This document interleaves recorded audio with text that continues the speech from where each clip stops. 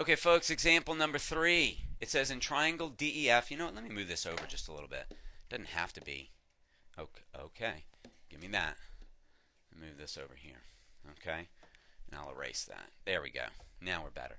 In triangle DEF, find the value of x. Okay, now what I want to do is I'm looking at, this is for, they want us to find the value of x, and they gave us the measure of angle D.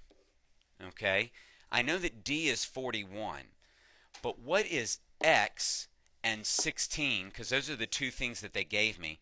What are those two sides to D? Well, they're not the opposite, right? It's not this value over there at all. So I know that I'm not going to be using sine, because sine is the opposite over the hypotenuse. They are asking us, what's the side adjacent to D equal? Okay, well, that means I'm going to use the cosine. Cosine of 41 degrees, which is D, is equal to x over 16. So since they gave me, the two sides that they gave me were the adjacent and the hypotenuse, that's why I'm using cosine and not sine. They're not asking me about the opposite side. Okay, so I'm going to use my old trusty calculator here. It always does what I ask me, even if I ask it to do the wrong thing. It does the wrong thing for me.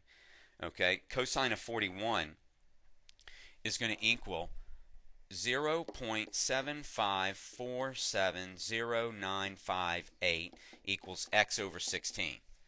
Okay, now I'm not going to round it yet because that's not my answer.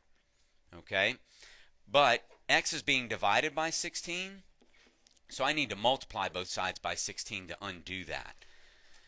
All right, and they're going to cancel on the right side. I'm going to get x is equal to that stuff times 16, and I'm going to get x is equal to 12.07535328.